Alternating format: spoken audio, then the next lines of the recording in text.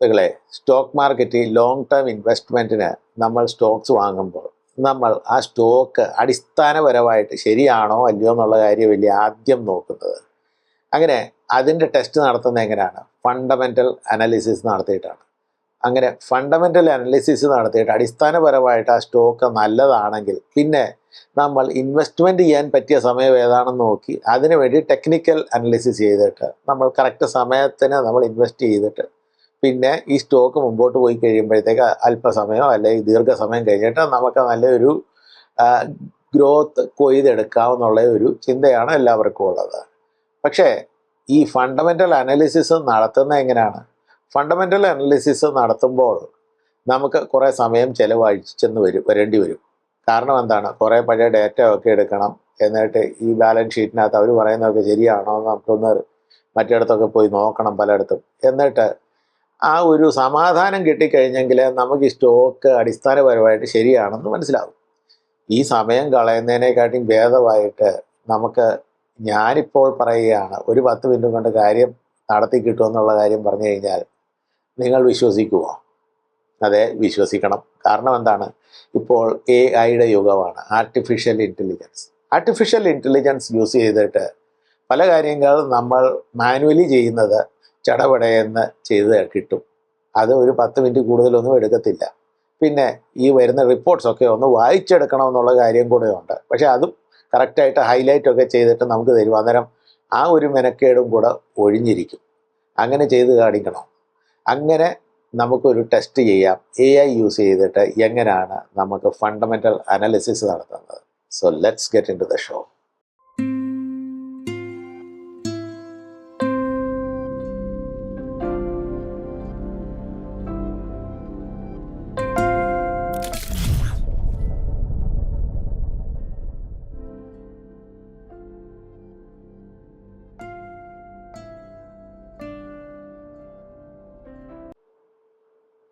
അന്നേരം AI use ചെയ്തിട്ട് എങ്ങനെയാണ് നമുക്ക് ഒരു സ്റ്റോക്കിൻ്റെ ടോട്ടൽ ഡീറ്റെയിൽസ് അറിഞ്ഞിട്ട് അത് വാങ്ങണോ വേണ്ടായോ എന്ന് മനസ്സിലാക്കുന്നത്?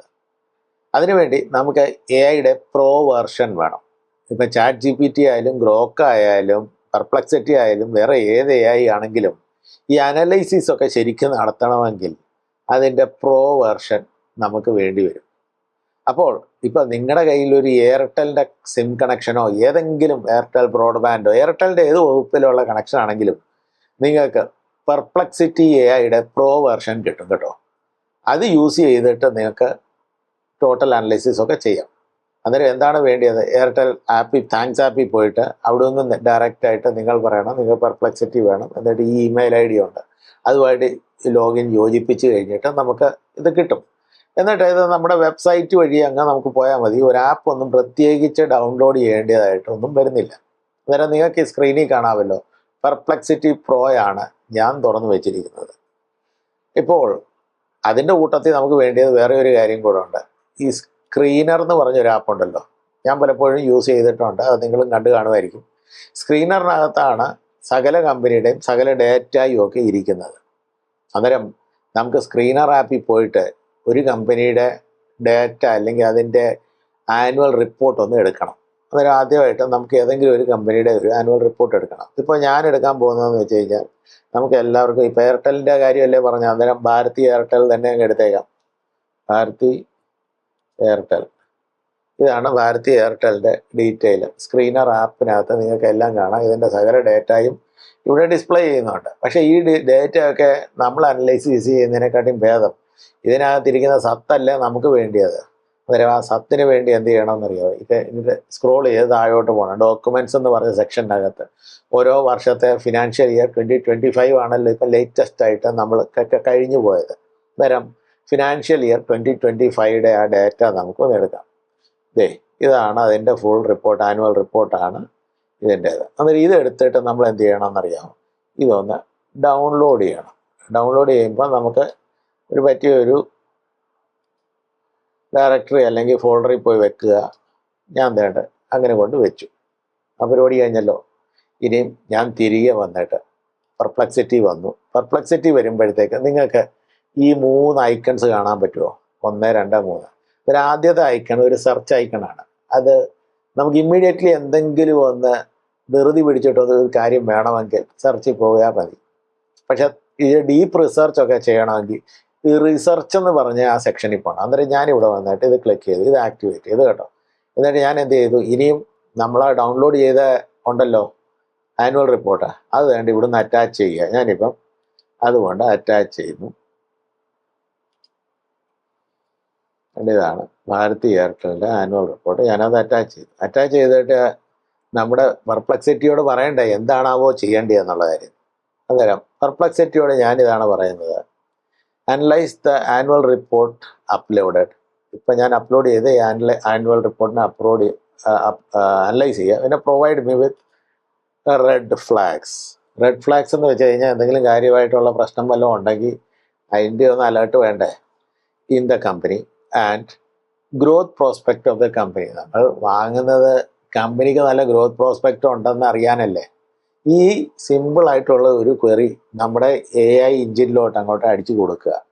എന്നിട്ട് അല്പസമയം വെയിറ്റ് ചെയ്യണം. ബിക്കോസ് ഇത് അപ്ലോഡ് ചെയ്തിട്ട് അനലൈസിസ് ചെയ്യുമ്പോഴത്തേക്ക് ഇത് ഇച്ചിരി സമയം എടുക്കും. മറ്റേ സെർച്ച് ആ സെക്ഷൻ ഉണ്ടല്ലോ, അത് അവിടെ നമ്മളങ്ങോട്ട് അടിച്ചു കഴിയുമ്പോഴത്തെ പ്രവറാന്ന് കുറേ ഡേറ്റ ഒക്കെ വരും. പക്ഷേ ഇത് എന്ത് ചെയ്യുന്നറിയാവോ, നമ്മളെ ഈ ഡേറ്റ അനലൈസിസ് ചെയ്തിട്ട് പിന്നെ ഇൻ്റർനെറ്റിൽ എവിടെയെങ്കിലും ഈ കമ്പനിയെക്കുറിച്ച് എന്തെങ്കിലുമൊക്കെ പ്രശ്നങ്ങളുണ്ടോ അല്ലെങ്കിൽ നന്മകളുണ്ടോ ഇതിൻ്റെ ഡീറ്റെയിൽസ് ഒക്കെ ഇത് എടുത്തുകൊണ്ട് വരും. അന്നേരം അതിന് ഇച്ചിരി സമയം എടുക്കും. എന്നിട്ട് അനലൈസിസ് ചെയ്യും. ബിക്കോസ് ഇത് വെറും ഡാറ്റ ഷോ അല്ല ചെയ്യുന്നത്, ഇത് അനലൈസ് ചെയ്തിട്ടാണ്. നമ്മുടെ ആ ചോദ്യം എന്താണ്, റെഡ് ഫ്ലാഗ്സ് ഉണ്ടോ, പിന്നെ ഗ്രോത്ത് പ്രോസ്പെക്ട്സ് ഉണ്ടോ ഈ കമ്പനിക്ക്, അങ്ങനെയൊക്കെയുള്ള ചോദ്യം നമ്മൾ ചോദിച്ചു. 2 ചോദ്യമേ ചോദിച്ചുള്ളൂ.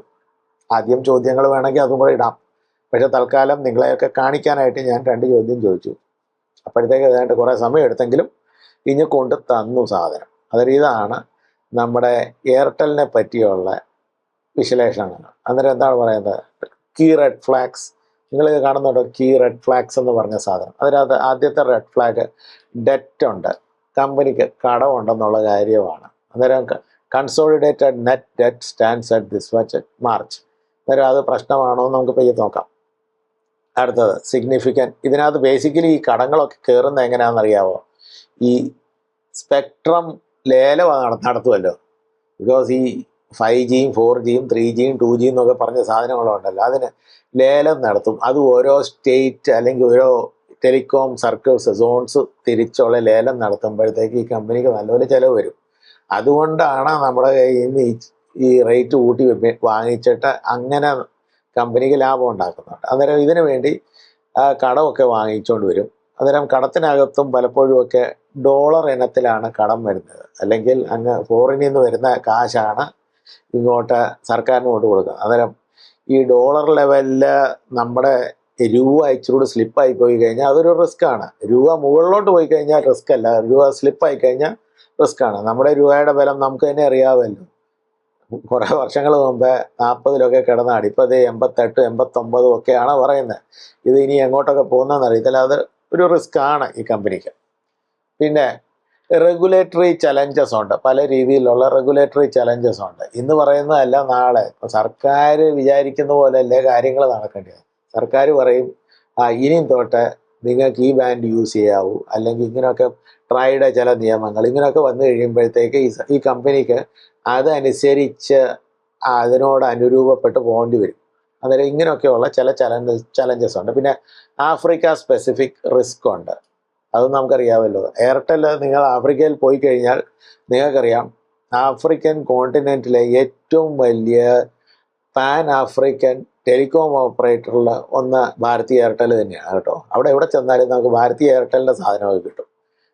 അങ്ങനെയൊക്കെയുള്ള പ്രശ്നങ്ങളുണ്ട്. പിന്നെ ഓപ്പറേഷണൽ നെറ്റ്വർക്ക് ഇൻഫ്രാസ്ട്രക്ചർ റിസ്ക് ഉണ്ട്. പിന്നെ കോമ്പറ്റീഷൻ മാർക്കറ്റ് പ്രഷർ, നമുക്കിതൊക്കെ അറിയാം. ഇങ്ങനെയൊക്കെയുള്ള ചില റെഡ് ഫ്ലാഗ്സ് ഒക്കെ ഉണ്ട്. ഇതൊക്കെ ഉണ്ടെങ്കിൽ നമുക്ക് ഈ റിസ്കിനെ അക്സെപ്റ്റ് ചെയ്യാൻ പറ്റുമോ ഇല്ലയോ എന്നുള്ള കാര്യം അത് നമ്മൾ തന്നെയാണ് തീരുമാനിക്കേണ്ടത്. ഇതിനകത്ത് നിങ്ങളെ കാണിച്ചില്ല എന്നുള്ള കാര്യമല്ല, റെഡ് ഫ്ലാഗ്സ് എല്ലാം കാണിച്ചു.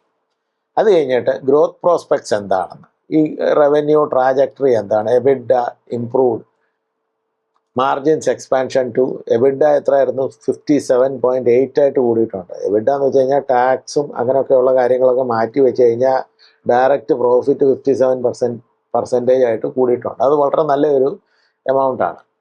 അങ്ങനെ മാർക്കറ്റ് ലീഡർഷിപ്പ് ഉണ്ട്, ടെക്നോളജി അങ്ങനെയൊക്കെ കുറേ ഡേറ്റ ഒക്കെ നമുക്ക് തരും. ഇത് ഓരോന്നോരോന്ന് ഞാനിപ്പം പറയാൻ പോകുന്നില്ല. നിങ്ങൾക്ക് ഇഷ്ടപ്പെടുന്ന കമ്പനിയോട് കൂടെ നിങ്ങൾ ഇങ്ങനെ ചെയ്യാൻ പറ്റും. അന്നേരം ഈ ഡേറ്റ ഒക്കെ കണ്ടു കഴിയുമ്പോൾ നമുക്ക് ഒരു ഐഡിയ കിട്ടും, ഈ കമ്പനിയുടെ സ്റ്റോക്സ് വാങ്ങണോ വേണ്ടായോ, പ്രശ്നം വല്ലതും ഉണ്ടോ. നമുക്ക് ഇച്ചിരി കൂടെ ഡീറ്റെയിൽ വേണമെങ്കിൽ ഈ പെർപ്ലക്സിറ്റി ചേട്ടനോട് ചോദിച്ചാൽ മതി. പെർപ്ലക്സിറ്റിയോട് ചോദിക്കാം, do you think that this company can give a CAGR of 20% for the next 5 years? ഞാൻ ഈ ചോദ്യം ചോദിക്കുന്നത് അടുത്തൊരു 5 വർഷത്തേക്ക് CAGR 20% കിട്ടുമെന്നാണ്. അന്നേരം പെർപ്ലക്സിറ്റി ചേട്ടൻ എന്താണ് പറയുന്നത്? അതിൻ്റെ കൂട്ടത്തിൽ please consider all data from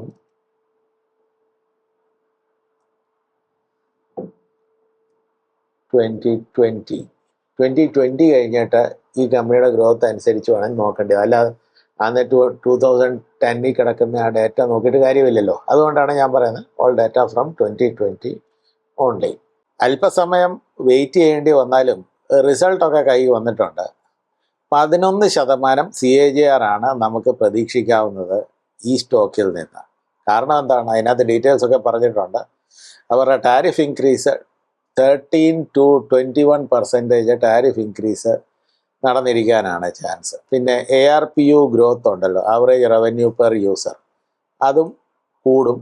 പിന്നെ ഡിജിറ്റൽ സർവീസസ് എക്സ്പാൻഷൻ, ബ്രോഡ്ബാൻഡും എൻ്റർപ്രൈസസും ഫിൻടെക്കും ബാങ്കൊക്കെ ഉണ്ടല്ലോ, പേയ്മെൻറ്റ്സ് ബാങ്ക്, ഇതിൽ നിന്നൊക്കെ ഇവർക്ക് കിട്ടുന്ന ആ റവന്യൂ ഗ്രോത്തിൽ അവർക്ക് ഒരു 11% CAGR കൂടാൻ ചാൻസ് ഉണ്ട്. അതാണ് ലേറ്റസ്റ്റ് ആയിട്ട് നമ്മുടെ AI എഞ്ചിൻ നമ്മളോട് പറയുന്നത് എയർടെലിനെ പറ്റി. വീഡിയോ ഇവിടെ അവസാനിക്കുന്നു. വീഡിയോ ഇഷ്ടപ്പെട്ടിട്ടുണ്ടെങ്കിൽ ലൈക്ക് ചെയ്യുക, ഷെയർ ചെയ്യുക, സബ്സ്ക്രൈബ് ചെയ്യുക. സബ്സ്ക്രൈബ് ചെയ്യുമ്പം ആ ബെൽ ഐക്കൺ ഒന്ന് അടിക്കാൻ മറക്കല്ലേ. So till we meet again, piece.